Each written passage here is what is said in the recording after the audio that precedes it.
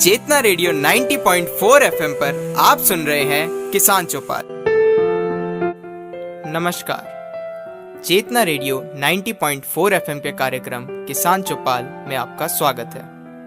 आज के कार्यक्रम में हम पशु और कुछ ऐसी बीमारियों की बात करेंगे जो हमारे पशुओं को ज़्यादातर सामना करना पड़ता है, जिनकी वजह से कई दिक्कतें आ जाती हैं। तो सबसे पहले मैं एक बीमारी लेता हूँ, एंथ्रेक्स। एंथ्रेक्स एक ऐसी बीमारी है जो हमारी गाय, भैंस, बकरी, भेड़ इन सब के अंदर पाई जाती है। एंथ्रेक्स इंडिया में ज़्यादातर ऐसा रीज़न होता है जिसकी वजह से हमारे पशुओं की डेथ हो जाती है। अब मैं आपको कुछ इस बीमारी के बारे में पहले बता दूं। ये जो बीमारी है, इसमें जो खून है उसका रंग थोड़ा डार्क हो जाता है। ये एक इन्फेक्शन है जो ग्राम पॉजिटिव रॉड शेप के बैक्टीरिया से होता है, जिसको हम बैसिलस एंथ्रेकस बोलते हैं। बैसिलस एंथ्रेकस के कण होते हैं, जो बैक्टीरिया होते हैं, वो 15 से 20 साल तक मिट्टी के अंदर जिंदा रह सकते हैं। एंथ्रेक्स जो होता है वो ज़्यादातर एक जानवर से दूसरे जानवर या फिर इंसानों में नहीं फैलता। ज़्यादातर ये देखा उन इलाकों में जाता है जिन इलाकों में गर्मी के साथ नमी पाई जाती है। एंथ्रेक्स का रीज़न ओवरक्राउडिंग हो सकता है। ओवरक्राउडिंग का अर्थ है कि छोटे से एरिया के अंदर बहुत सारे पशु होना।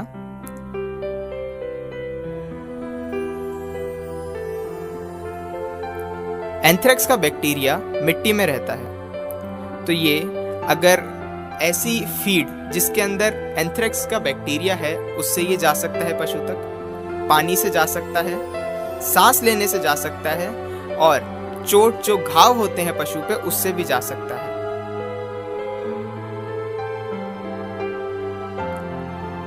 जानवर और इंसान इससे इन्फेक्टेड तब हो सकते हैं जब वो इन्फेक्टेड एनिमल का नॉट प्रॉपरली कुक्ड यानी अच्छे से न पका हुआ मीट खाएं। अब हम बात करते हैं इस डिजीज के सिम्टम्स की। इस बीमारी से ग्रसित मवेशी जैसे गाय, भैंस, बकरी, भेड़, इनके अंदर से, नाक से, कान से, एनस से और इनके माउथ से जो है डार्क डिस्चार्ज होता है, ब्लड की तरह। दिखने में थोड़ा आपको दिखेगा खून की तरह, लेकिन ये डार्क कलर का होगा।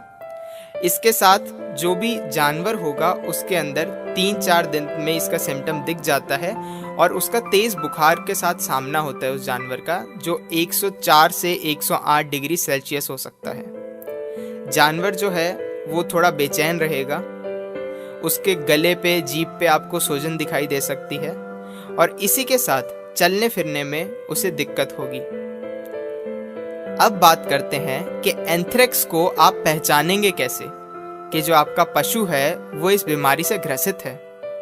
तो आप पशु के खून की जांच या फिर पशु के टिश्यू की जांच कराकर इस बैक्टीरिया का पता लगा सकते हैं। सैंपल जो है इस बैक्टीरिया का आपको बहुत ही ध्यान से कलेक्ट करवाना है, और खुद नहीं करना। आप पशु चिकित्सा केंद्र में कॉल करें और वहाँ पे या फिर अपने पशु को लेके जाएं, वो ये काम कर देंगे बड़ी ही सावधानी के साथ। इस बैक्टीरिया से ह्यूमंस को भी खतरा हो सकता है, इसलिए सावधानी रखनी आवश्यक है। बीमारी से ग्रसित पशु के सैंपल को जब आप माइक्रोस्कोप में देखेंगे तो उसमें पाया जाएगा कि जो फ्रेश लिया हुआ सैंपल है उसके अंदर बहुत सारे बी एंथ्रिकस, जो हमारा एंथ्रेक्स बीमारी करने वाला बैक्टीरिया है, वो पाए जाएंगे। इसी के साथ अब बात आती है कि हमने ये बता दिया बीमारी कैसे होती है, इस बीमारी के आप जांच कैसे करेंगे, लेकिन इस बीमारी से बचेंगे कैसे।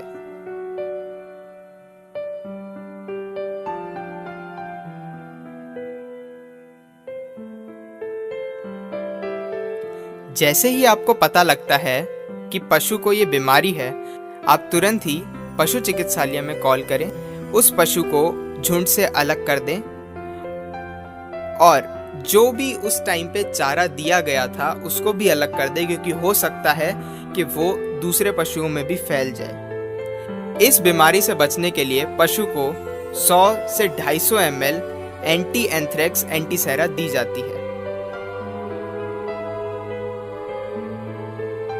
इस बीमारी से रिलेटेड और अधिक जानकारी के लिए जैसे ही आपको पता लगता है, आप तुरंत ही पशु चिकित्सालय से संपर्क करें।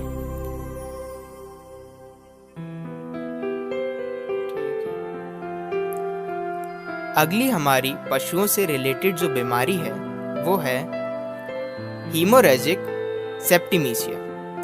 इस बीमारी के अंदर पशु को तेज बुखार का सामना करना पड़ता है, जो कि 106 से 160 डिग्री फ़ारेनहाइट हो सकता है।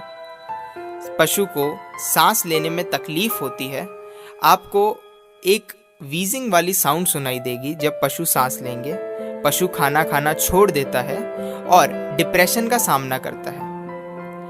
इस बीमारी के टाइम पे आप देखेंगे कि पशु के जबड़े के आसपास और गले के आसपास बहुत ही ज़्यादा लाल धब्बों के साथ में स्वेलिंग आ जाती है, सूजन आ जाती है। अगर इस बीमारी का शुरुआती समय पे इलाज ना किया जाए तो पशु की डेथ भी हो सकती है। अब हम बात करेंगे कि इस बीमारी से आप बच कैसे सकते हैं। तो इस बीमारी से बचने के लिए पशु जिस जगह पे रहते हैं, इस बीमारी के बचाव के लिए पशु जिस जगह रहते हैं उनके उस एरिया को अच्छे से साफ किया जाए। साथ ही पशु के वैक्सीनेशन टाइम टू टाइम कराए जाएं। जिस एरिया में वो रहते हैं उसे 5 से 10% वाला कास्टिक सोडा, 5% फिनाइल या 2 से 4% फॉर्मेलिन के साथ साफ किया जाए। या फिर मरा हुआ कोई भी जानवर है उसे आसपास ना रखा जाए। कोई भी ऐसी फीड या कोई चारा है जो सड़ चुका है उसको दफना दिया जाए या फिर जला दिया जाए।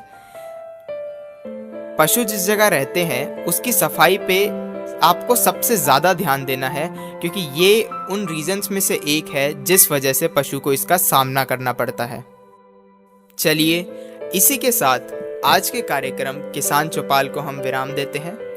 जुड़े रहिएगा चेतना रेडियो 90.4 FM के साथ और ऐसी जानकारियाँ एकत्रित करने के लिए। उम्मीद है आपको ये कार्यक्रम पसंद आया होगा।